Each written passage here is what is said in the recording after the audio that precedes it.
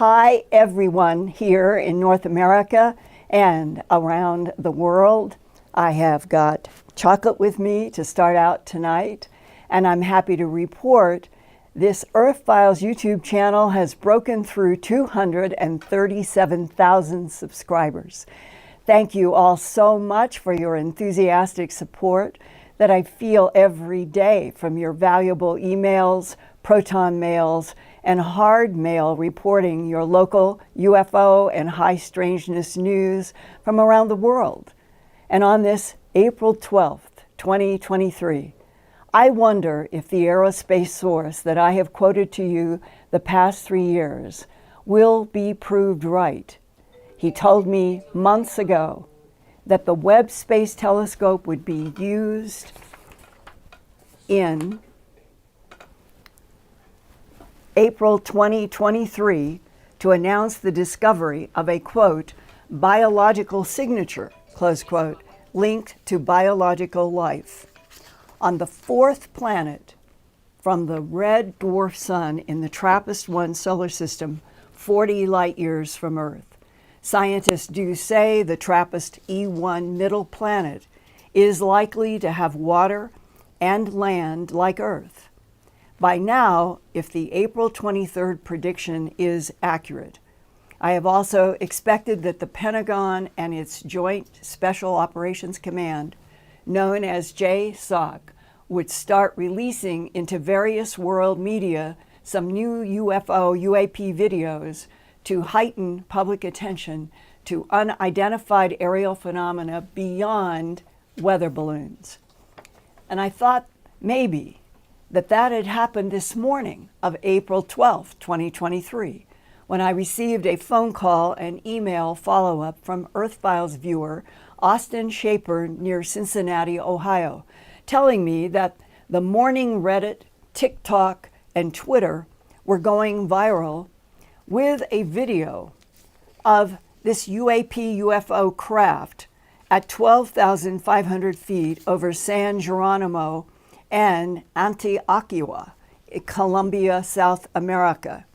The video says it was recorded by pilot Jorge Arteaga from a Cessna T-303 Crusader approaching Medellin, Colombia. A rapidly speaking male voice identifies itself in rapidly changing subtitles as pilot Arteaga describes the aerial object as, quote, static in the sky, meaning suspended and not moving. The pilot voice says the UFO began to move a little and the Cessna pilot decided to chase it. But then the object moved toward the Cessna and the pilot increased speed to 150 knots per hour. It was at 12,500 feet and changing directions around the Cessna. The pilot's rapid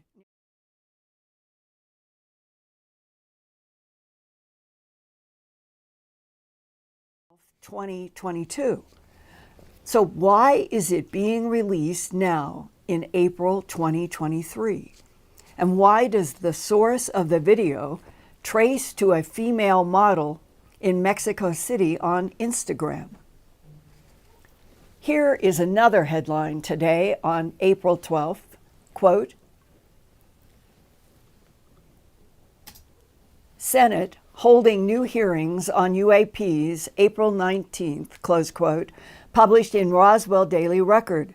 The press secretary for the U.S. Senate Committee on Armed Services confirmed for the Roswell Daily Record today that the, quote, Emerging Threats and Capabilities Subcommittee will be holding an open hearing on unidentified aerial phenomena, also known as UAP. And also confirmed is that Dr. Sean Kirkpatrick, head of the All-Domain Anomaly Resolution Office, also known as AARO, in the Pentagon, will be speaking at the new Senate hearing on April 19th, 1 week from today, just announced this morning. Apparently, Senator Gillibrand has been frustrated that during a March 28, 2023 meeting on the Department of Defense budget, request for fiscal year 2024, there was no funding for the Pentagon's Aero Office, provoking General and Senator Gillibrand to say, quote, "The lack of full funding for Aero is a significant concern. We need to ensure that our government is taking the UAP issue seriously and dedicating the necessary resources to improve our understanding and response capabilities," close quote, meaning with unidentified aerial phenomena. I am also receiving reports from a lot of you about childhood experiences when you heard a buzzing sound, maybe coming from your closet, or watched a glowing sphere of blue color or white or red about the size of a ping pong ball or tennis ball or basketball, and was hovering near your childhood bed. But which ET type was behind those phenomena? Sometimes 4-foot-tall gray-skinned beings with large black slanted eyes appear at the foot of the bed. Or you float up to the ceiling, even through the ceiling, a sensation described as like thousands of little feathers tickling the skin. And some of you recall being surrounded by a beam of pale yellow or white or blue or magenta light that transported you to a UFO UAP spacecraft. And there you might see 4-foot-tall grays operating controls for taller humanoids that might be blonde-haired, blue-eyed, pale-skinned, 6 to 7 feet tall Nordic humanoid types on the left. And some military sources say the Nordic ETs look just like humans who live in the Norway, Sweden, Finland region of Earth, which implies a direct genetic connection. And then on the also humanoid looking but different from the Nordics are very tall beings that have hair and skin as white as chalk, and abductees and others in military refer to them as tall whites. Their eyes are very pale blue to a whitish blue, and they grow 7 to 8 to 10 to 12 feet tall. Aerospace engineers and military personnel who have worked side by side with the tall whites describe them as, quote, "very spiritual, even kind, but are very strict about rules," close quote. One East Coast aerospace engineer told me that he has worked side by side with a male tall white who could solve problems by moving forward and backward in time.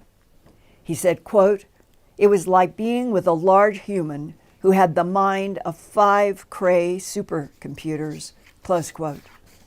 That aerospace engineer also said that the tall whites, shown here in an illustration of 2 with dark eye shades coming down a UFO ramp, and their longtime collaboration with blonde-haired, blue-eyed extraterrestrials referred to as Nordics, that Earth humans might have been annihilated a long time ago by reptilian, insect, and other alien life forms that want Earth for themselves. So, what is it like to be with a genius, telepathic, tall white? One haunting answer was emailed to me a year ago in August of 2022 from an Australian about his face-to-face experiences with tall whites and Nordics that began on Christmas Eve in 1998. He was watching the Leonid meteor shower from a beach in Sydney when a bright meteor-like object flashed through the sky above him. Immediately afterward, a tall white humanoid suddenly appeared in front of him on the beach. He is asked to remain anonymous, so I will just call him Benji from Melbourne, Australia. What is it like to be in the presence of a tall white? To be in the presence of a tall white being is one of the most intense experiences of your life. Imagine wrestling a tiger while skydiving with a faulty parachute, and you might get close. Their minds are directly connected to yours. The communication is relentless. One thing after another. Question, answer, image, impression, move on, respond. They get exasperated at how long it takes humans to process a single question and arrive at an answer. They want data, not stories. They also respond to our emotional content while in communication. So part of the process is learning how to control how you feel. The human mind is full of all sorts of thinking and feeling. It's impossible to communicate with a being that is largely telepathic. They don't like how we feel. Anything from depression, fear, all the way up to just feeling sexual is alien to the tall whites.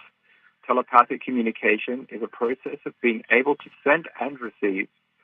Most can only hope to receive because sending a broad package is something none of us are trained to do. I think this is something I've had a talent for, so that is why they've persisted with interactions with me. Being in the presence of a tall white, there is this invisible force that hits you. It makes you feel weak physically, and in my case, long communication with the tall whites literally makes my brain hurt. The problem is our human fear of what we do not understand. I cannot deny that I've had to overcome the deepest of fears, extreme primal reactions in their presence. This is why we humans are paralyzed in encounters. It is also projections from the tall whites like holograms. We humans are like a three-dimensional construct observing a five-dimensional manifestation. So a Q&A interview with Oprah is probably not going to work out. And you will probably need a good translator who could articulate the information extruded from the tall white's vast intelligence. What is the relationship between the tall whites and the Nordics?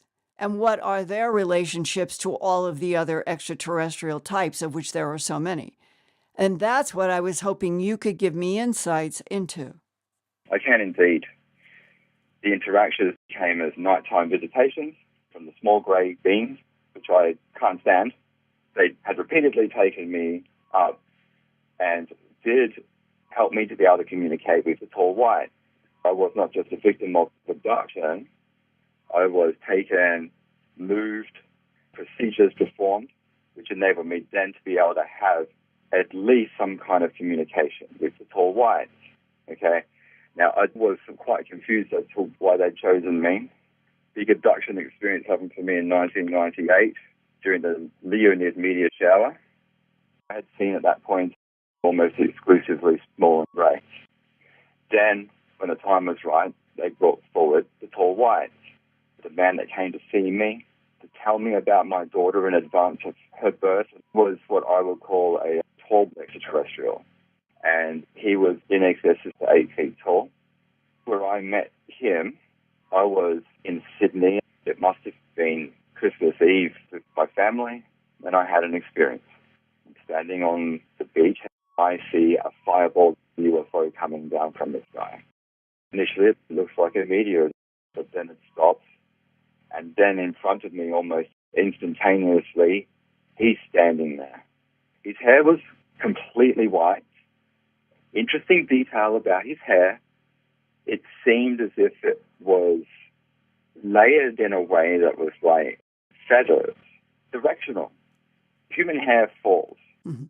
It seemed to kind of fold back. It was long. His hair just above shoulder height. It just seemed to be straight, very unnatural.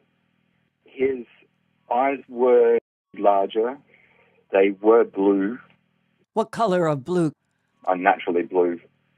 His skin flawless, high cheekbones. We're looking at somebody that is impressive-looking human being. His uniform was like spandex, clinging to his body. What color? It seemed to be multicolored blue and red colors. V-type detail that came out and around his shoulders. At this point in time, he was gesturing to his right. And in the darkness in front of the trees that were there were a series of beings. The mantis beings at the top, Next to that, you had the white greys, like the paler skin, taller being, far more sentient, kinder. Next to that was a short grey. I'd seen them before, was quite familiar with them. Are they AI or are they organic? Well, the ones that come down to do the dirty work, I understood them to be a biological robot. The one that is sentient, you'll notice immediate big difference. And there was a big, hairy, Wookiee-type character, like a Sasquatch. Sasquatch, right? Yeah. Okay.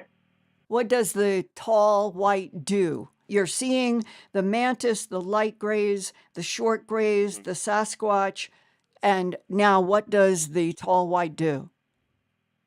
The tall white regains my attention. He greets me. He says, "We need to talk." He puts his hand lightly on my shoulder and asks me to walk with him. Around the park, there's a little road. He says, and his head was down, and he was in deep thought. The tall white says that he represents this group of beings. They were in an alliance together, these particular beings. I could sense that he was being asked if it was okay that I bring a child into this world with my then girlfriend. Is the tall white showing you in your mind images of why he would be with this group of non-humans, the praying mantis, the light grays, the short grays, the Sasquatch, and be asking you to impregnate a human female to create a fetus that would become a baby born in this world? Was he showing you, telling you why this was necessary? Yeah, he was. He said that there were some very dark times coming for our planet, and we are in those dark times right now. They did show me that there was going to be a massive police presence on these beaches in the future. He was showing me almost the same place, but into the future, that what we were going to be facing was a kind of takeover of our planet. By what? This conversation that I had with him, I want to finish the experience with him as we're walking along the pathway. But what's so crucial? If I've got a tall white in front of me, and they're saying you're going to have to carry a child because something bad is coming, and we're showing you that the beaches of Melbourne are going to be covered with police. What is going to happen that would cause this problem in the future? Well, our planet, the individuals that run it, it's a vast network that seems to lead back to some kind of deal that must have been done before my time here on this planet, perhaps originating in America. I think that we're supposed to be made aware of these beings and indeed their network they have out there, their trade network, whatever knowledge they have about this universe, that those who have decided to not honor that agreement, that they weren't going to be honest about their interactions with some of these beings, that there seems to be a sort of contrast there, and that people like myself and indeed my daughter are here as observers. We are feeding information back to whoever else is watching along. So let's assume that you're a hybrid and your daughter is a hybrid, and that this has been the mechanism that the tall whites and the Nordics have been using to monitor and influence the Earth, making hybrids that are part human and part them. And if right now we are at 2021, soon to be 2022, coming out of hopefully a horrible pandemic in which the planet seems to be increasingly unstable with more and more earthquakes and volcanoes and weather changes and drought and fires and everything that is not good. Is there something about this time right now as we speak that you remember anything that the tall white showed you in your mind's eye about something bad coming that would cause police to be on the beaches of Melbourne? Well, remember that it was the year before my daughter was born in 2004. the events of September 11 had already happened, and I'd already had a communication on that September 11 evening as well. So it was no surprise to see them turn up around the time when they were foreshadowing yet another disaster hit our planet. The time of September 11 was crucial. It was almost like a timeline marker that we had pivoted off down an extremely dark and dangerous timeline that was eventually going to lead to not total destruction, but something that was going to lead to an enormous catastrophe. The nature of that catastrophe is multi-layered. There seemed to be a mixture of them showing up and you having a face-to-face. Then there are these elaborate, multi-3D, clear visions. Dreams, if you want to call them that. But they are so much more than that, watching something unfold. The annihilation of parts of the cities due to a weapon, right? A nuclear weapon, let's be honest. But the environmental disasters that are coming is also a sign that our planet is becoming a little unstable. It's going through a change. It's cyclic. There's things that we can't do too much about it.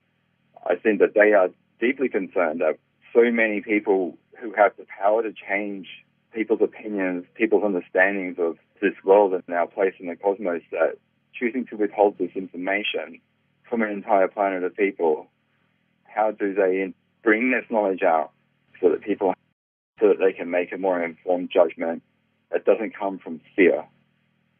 If they turned up with a mothership over a city, it would look like a threat. I don't think they want to be a threat. So we're in a situation where you've got fighter pilots, wonderful people, that have been ordered to chase class that are light years ahead of them and completely beyond them. I just don't see how that is at all helpful or responsible. Human beings are remarkable beings. What the culture comes from a militaristic and tribal background historically.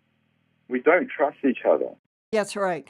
There is a huge pink elephant in the room, and that is the documents that I have read and others in which it says extraterrestrial biological entities manipulated DNA in already evolving primates to create Homo sapiens sapien. And that means that whichever ones, whether they are tall Nordics, tall whites, tall reptilians, praying mantises, tall grays, whatever one it is that was the original progenitor that created Homo sapiens sapien from experimenting with standing up primates going back to Homo erectus, they have been studying us throughout all of this 2 million years of creating different standing up primate models.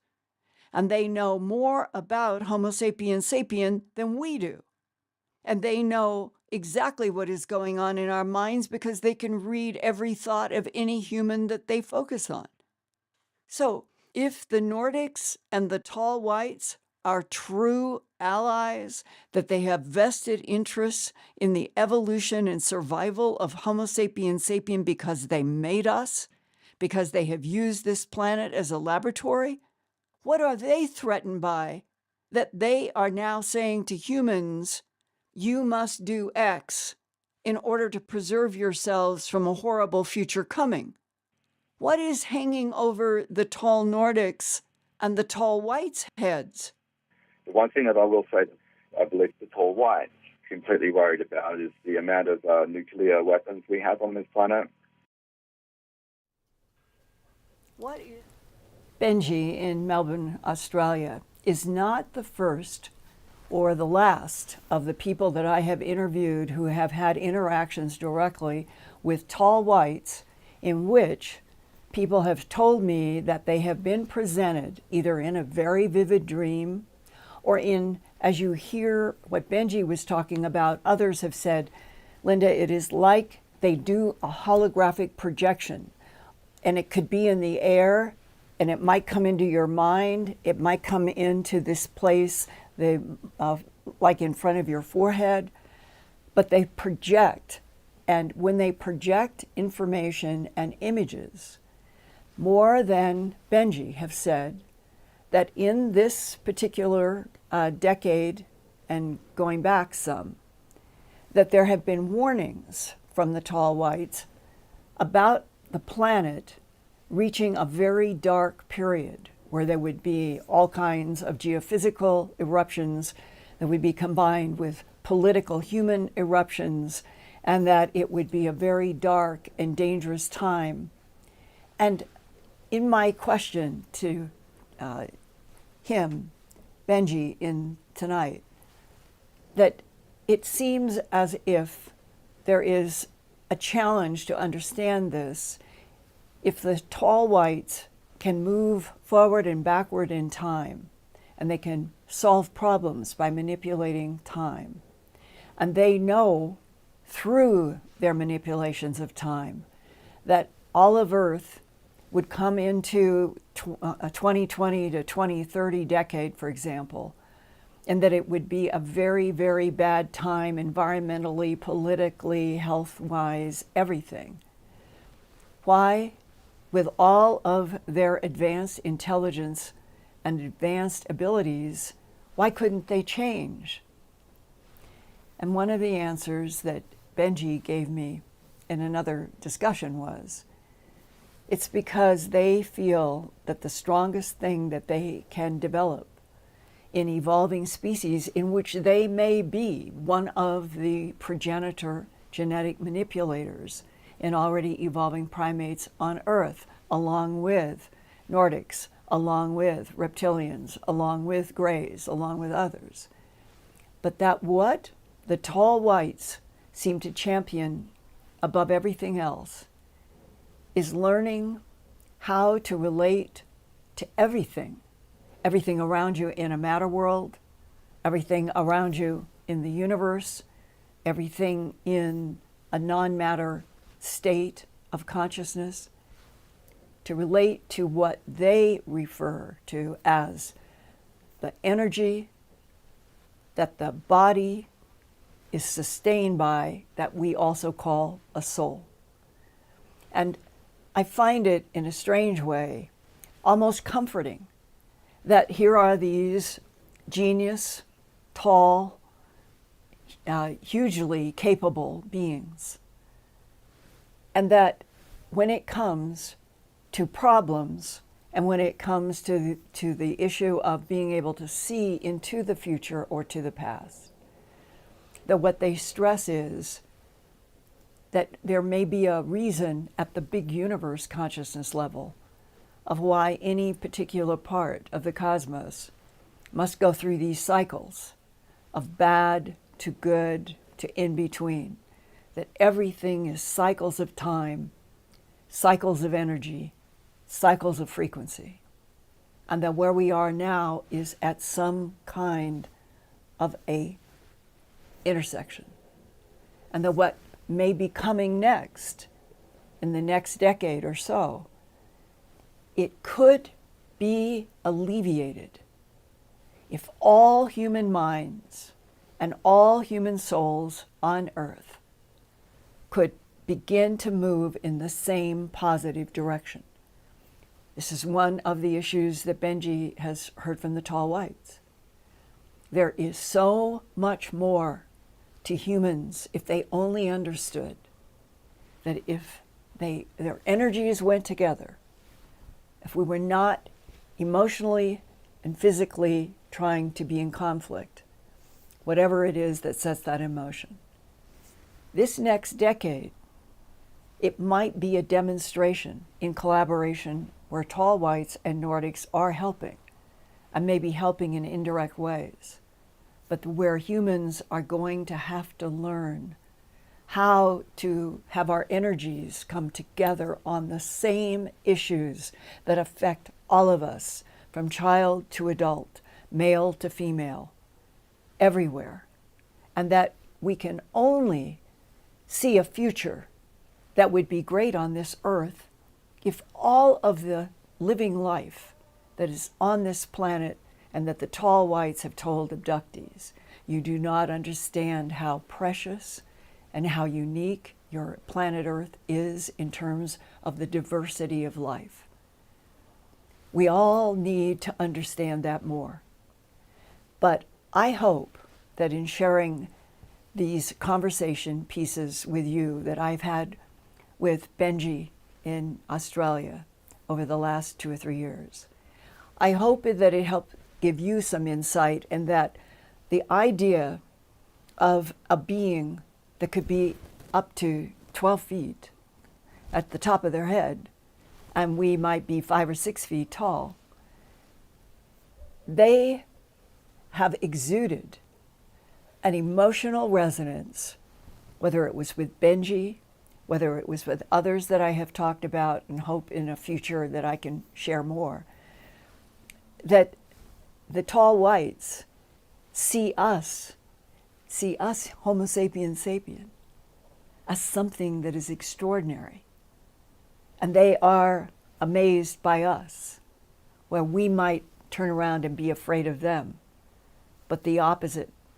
We need to learn how to resonate with frequencies with something like a tall white, that we might be able to learn from and apply to everything on our planet, and that we would then evolve without war, without conflict. This would be heaven on Earth, on a planet that so many different intelligences seem to want to be here. And here we are. But what have we got going? We've got wars, we've got climate change, maybe because of things that we have emitted in the air. Oh, to have a universe where those that were brighter and knew more could help those that were babies trying to learn. So I guess I have a kind of childish hope that the tall whites, with their collaborating Nordics, could be introduced to the planet, not as here to do everything for us, but here to help us and help us learn how we can live better together as wonderful humanity on this remarkable planet Earth. And that eventually, if we are told the truth, that there are or is another civilization in the TRAPPIST-1 solar system, and in Procyon A and B, and Sirius A and B, and 82G Eridani, and on. I just think that that feels like such an exciting place to put our attention, that we are just beginning to move the population toward realizing space is one of our destinies. But don't carry war out into space.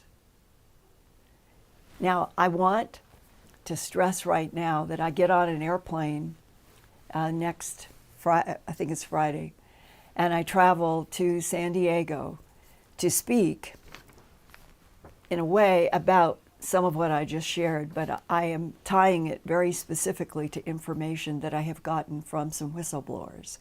And I will be speaking at the Portal to Ascension Conference in San Diego with a lot of friends. I cannot wait to get together with Alan Steinfeld and some of our both peers and speakers, and a lot of you that I know will be there have let me know. And it is going from April 21st to the 23rd of 2023. And April 21st, Friday, Saturday, Sunday. You can buy tickets right now for that conference at this website that's on the screen. And I think that it will be so interesting to know, since I have been talking for over a year, I think, about the aerospace source saying that he had been told 2 years ago that JSOC in the Pentagon and others had a plan that in April of 2023, specifically around the weekend of April 21st to the 23rd of 2023, that there would be an announcement, breaking news. Webb telescope has confirmed a biological measurement in the middle planet, or whatever planet, I've been told the middle planet, E1, and that it would be the opening of the announcement that we are not alone in this universe. Now, it may not be that they'll announce that there's a civilization there, but at least biological signatures are leaning toward how we're going to go out to exoplanets looking with the Webb and other instruments for signs that are linked to life. And I look forward to being in San Diego to talk with you guys there about it. And also,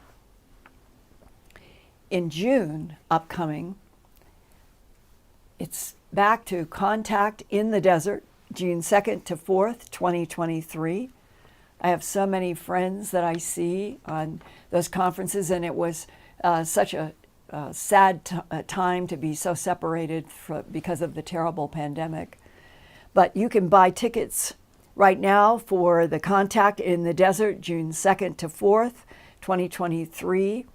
And the conference website where you can get your tickets is on our screen right now. And it will be in the beautiful California hotel that we moved from the desert. And I hope to see a lot of you there. And I also want to bring up again that I hope that you feel my efforts that I'm trying to bring to the Earthfiles YouTube channel some of the news that I am getting that is not public to share with you guys. And like this discussion with the Benji and others on the Tall Whites. And that we are now doing, after each live Wednesday, we are also available on podcasts, and the new episodes are released every Thursday after the Wednesday broadcast. So to keep in touch with us, if you miss our live show, go to podcast.earthfiles.com. And I would now like to segue to my wonderful friend in England, Ian Halling, for whatever are the latest comments and insights. And thank you for letting us know that we had broken through 37,000 subscribers. It's wonderful. Thank you. Ian. Linda, thank you for that fantastic presentation this evening. That's been well received by our audience all around the world. We've got audience members tuning in and commenting in the chat from all over the United States, Canada, United Kingdom. Australia is well represented here tonight, and they're very happy to have a story from Australia themselves. New Zealand, Trinidad, Algeria, Sweden, Brazil, Nicaragua, and Philippines are here tonight. Thank you. Thank you, everyone, everywhere. Doesn't it make you feel sort of good, in spite of all the chaos and struggle that the earth seems to be going, that there is this group of us that come together on Wednesday nights from all over the planet? When you start thinking that that screen is connected to the eyes, the heart, the mind of people everywhere, all around the world. I love this feeling. I wish that we would be able to have this kind of resonance with everybody, and war would become something dusty and dirty from the past, and we could get by it forever. So, Ian, what have we got for new comments, questions? Well, straight out the gate here tonight, Cristina Ledesma Jimenez says, wow, great story tonight. Where are these beings coming from? She's referring to the Tall Whites here. Great questions, Linda. Thank you. And I have more. I have another source that I'm going to be doing another, it's going to be looking at Tall Whites and Nordics. And it's fascinating because there are fellow human beings on this planet that those groups of intelligences, the Tall Whites in collaboration with the Nordics, and sometimes they're separate, have reached through time, through decades, that you find that people have had these interactions, like Benji, 1998, the first one on that beach at night with the Leonid meteor shower in Sydney. And he sees what looks like a meteor Like that is the way he said it to me. Bang, he sees it and bang, the person is there. It's technology we don't even understand. But the idea that there are humans and they're holding these stories in, they've been holding them in for a long time. And now, for the very first time, even though I can't identify Benji, the other people, I might be able to bring a little bit more identity, but we are still at this transition time when people who have had real interactions with other intelligences, they still have concern about sharing as who they are, where they are. When we get past that, it will be another step in the evolution of humanity, because we should all be able to tell each other about something so basic and profound, that we are interacting with other beings, other consciousnesses in this universe. And that the tall whites, the Nordics, they would like to encourage humanity to know that there is a link to the consciousness of this universe, as David Bohm has written about in his brilliant book, The Wholeness and the Implicate Order. And we've been left out of that equation in many ways.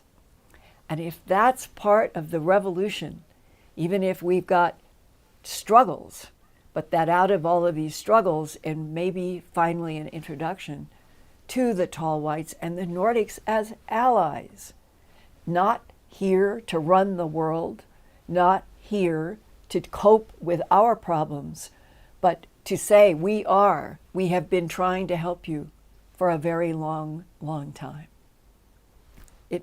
I think there is something that could be inspiring and exciting, that as we go into April, if we get that announcement, biological signature, Webb, TRAPPIST-1, maybe they'll introduce some other solar systems, but that we will start moving toward finally breaking open news. Then it releases everybody from feeling so straitjacketed. And I cheers to that. Go ahead, Ian. Got people here who are saying that they're resonating with Benji as well from the meeting up with the tall whites. We've got Alluring Plant says, these tall whites are the most questionable and disturbing for me. I hope they are on our side. Oh, I understand the raising of the question. I implied that in one of my questions to Benji tonight. The pink elephant in the room. That's the question that I was talking about a few minutes ago, meaning if the tall whites can move forward and backward in time, which I understand they not only can move forward and backward in time, I can say those words, I don't really comprehend it very well. And that as an engineer in an aerospace company told me about 5 years ago, he said, they are so much like Cray computers. And the way that Benji was talking about how their telepathy, it's going very fast, they just want data. That would be probably discombobulating to a lot of us. But when you got used to it and you understood what they are, both biological with these incredible brains, that they want us to understand that they can see that our actions on Earth that cause war, that they are not going to allow nuclear missiles because it isn't just destroying us. The phrase that I heard back in I was working at CNN, and I had a visit by a retired airline pilot when I was working in news at CNN. And he said to me that he had been in the Air Force before being an airline pilot, and that he had had an experience with a UFO, and that it involved something that might be equivalent to seeing like a portal or a hole or something open up, and that he had gotten some kind of a briefing, and he was telling me in Atlanta where I was working, and he said, what I was told, Linda, is that extraterrestrials of a variety of types from a variety of distances come in and out of our planetary system, in and out of our Earth's situation in our solar system. And they pop in and they pop out, and what he was told, humans have not understood that there are dimensional frequencies, and we are in what is called the third. And some extraterrestrials are able to use other dimensions to hop different places in time in different dimensions. And that one of the things that he was told as this pilot when he was not retired, if we set off nuclear missiles or nuclear bombs, he said, what I was told in a briefing is that we don't understand that we are tearing into other dimensions and we are causing damage in other dimensions. And that this is one of the reasons why the tall whites would like to have every single nuclear device on the planet gone, so there could be no possibility of that. At the same time, coming back full circle to when I was talking about the almost paradox, that I can understand how people would look at somebody 10, 12 feet tall and be worried about, well, do they really want the planet? And what I think that I'm beginning to learn and feel from, because there's been many people who have talked to me about this aspect of the tall whites in which they are considered to be highly spiritual. That is the word that keeps being said. But they are very strict. And when they say, you can't cross this, we're not going to allow nuclear missiles to be set off, you will destroy your planet, but you're going to destroy other dimensions. There is something paradoxically comforting to me, it really is, that there would be intelligence that could project into the future, who could see, oh my God, if they do this, end of Earth. Ra, for any advanced intelligence who can help us understand the consequences and maybe eventually be introduced to our planet and and I'm assuming they are to other planets, not as something that wants Earth for themselves. They have a solar system. And the Nordics are on Procyon A and B and Sirius A and B, and there's lots of distribution on solar systems. But that when you feel like, well, how would we trust that anything that can be this big and can go in time and can do all this, why couldn't it indirectly be that they might be a threat? Maybe they are not telling the truth if they say they're not interested in having Earth, they're not taking Earth, but they want us to evolve so we are not going to destroy Earth and ourselves and other dimensions. And right now, you guys, that makes a lot of sense to me, more than if something like the tall whites in collaboration with the Nordics wanted Earth. I think that would have happened a long time ago. The issue that's hanging out there, and I've heard new information about this, that the tronoloid insects that Ronald Reagan was given the briefing about March 6th to 8th of 1981, they are still a huge threat.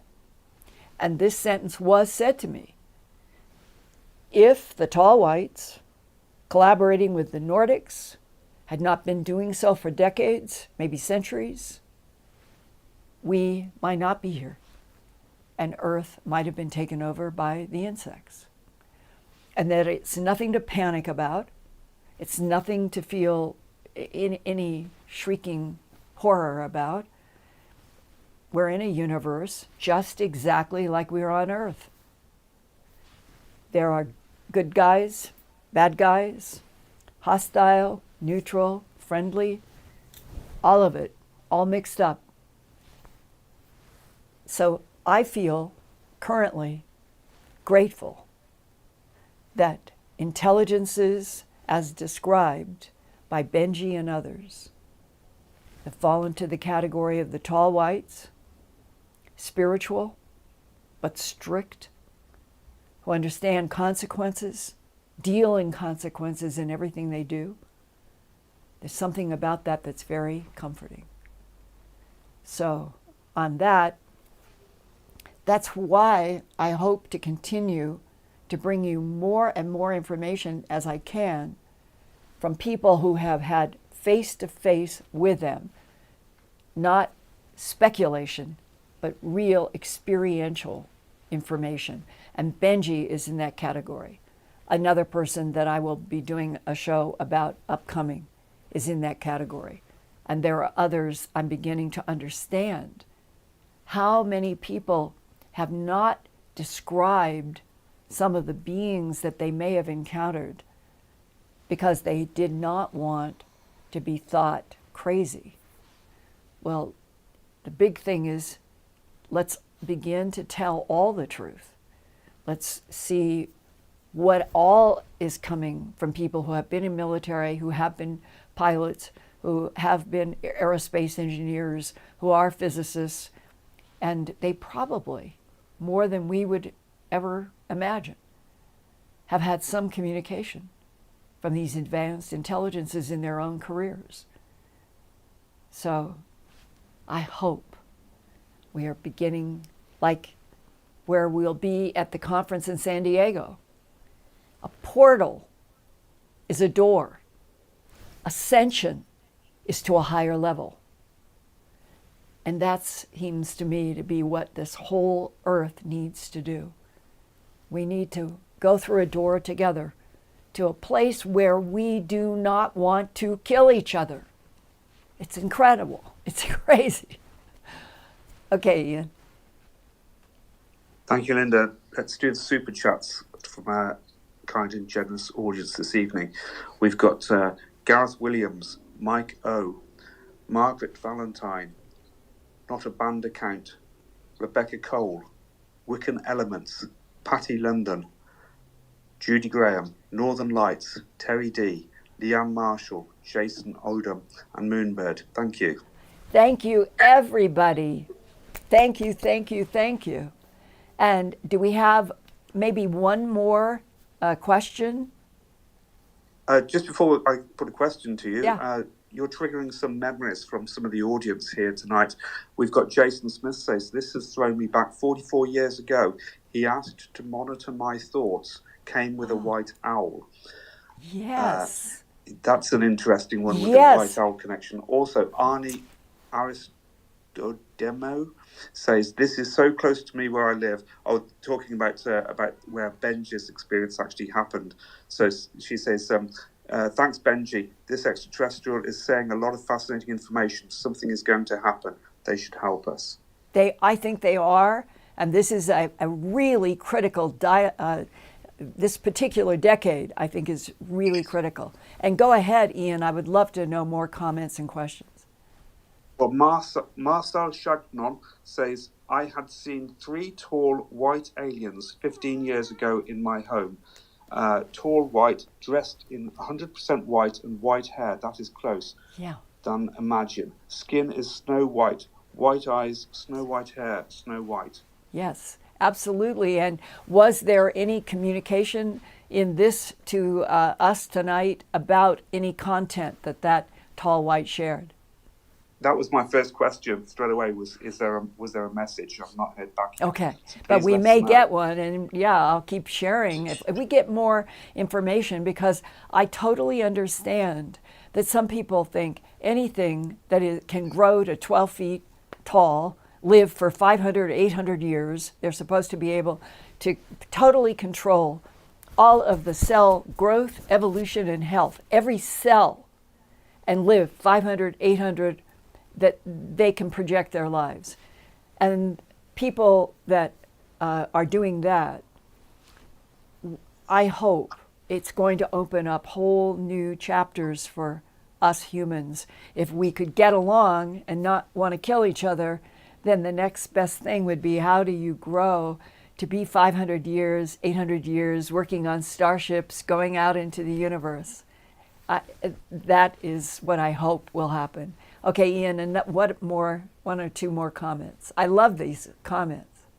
Okay, Whisper of Love says, Linda, would you consider being an ambassador if alien contact is made? Would you be part of a group like that? Oh, I would love it and I guess everybody, you want to say if everything is on the up and up, everything is real, that we by then would know the player's real identity, because in all of this, which I think some of you tonight, that was your implication, when it comes to extraterrestrial biological civilizations and all of the androids and all of the AI that they make, you then have the problem that we humans are not educated at all about any of it. And that if something comes to us with a treaty, comes to us with a proposal, comes to us with, here's an agreement for, we can provide you gold, but we need genetic material from your animals. And we can do it straightforwardly. It doesn't have to be the way the animal mutilations have been in the night, in beams and all of that. And I'm trying to make a point. Gold may be way less precious to some civilizations in some solar systems because they have a problem surviving. And that has been discussed as being part of the problem here between grays that are not healthy, and that they need a very specific protein or chemistry that they have found exists in Earth life, and that it has been largely gray motivated animal mutilations. And here we could move toward literal, real trade, real commerce, real exchange. And then we would begin to know ourselves how all of us would fit in a scheme where there are intelligences that can live for centuries, while our own planet has proteins and chemicals that other life forms have been coming here because it's been keeping them alive. I think this is how complicated it is, Ian, and I hope that it is, looking at the complexity, that all of you will keep joining me on the Earthfiles.com YouTube channel, because I am trying to honestly look at the complexities, the contradictions, the paradoxes.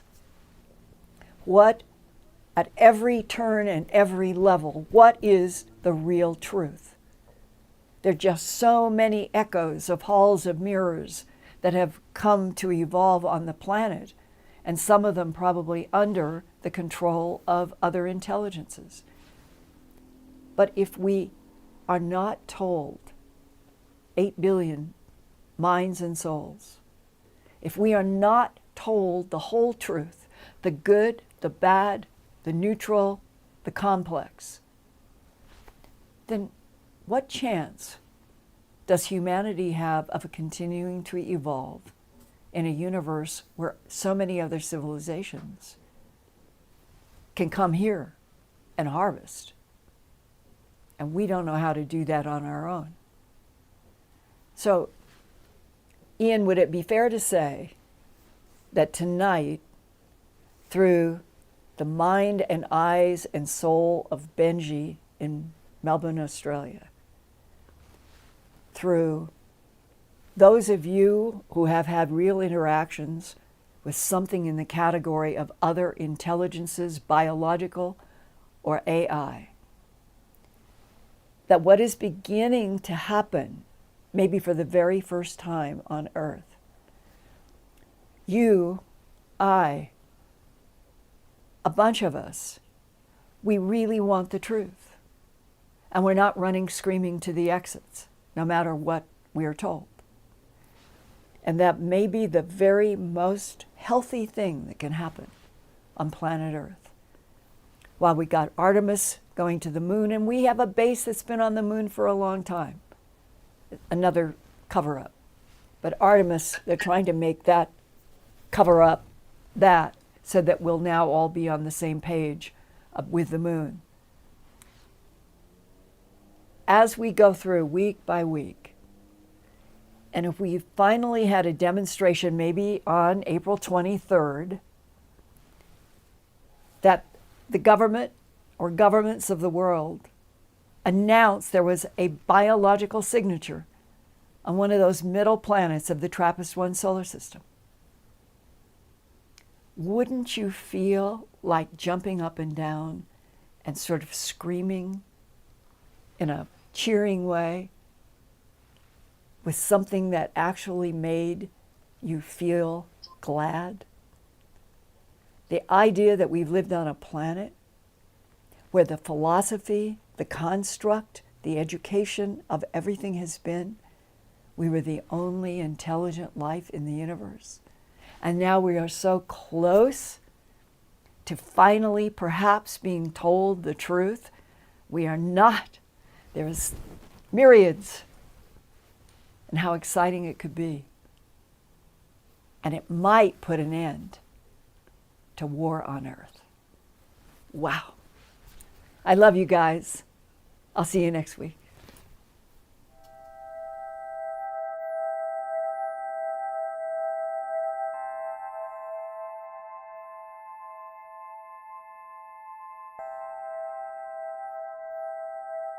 Turn on closed captions for YouTube videos by clicking the white CC button on the lower right.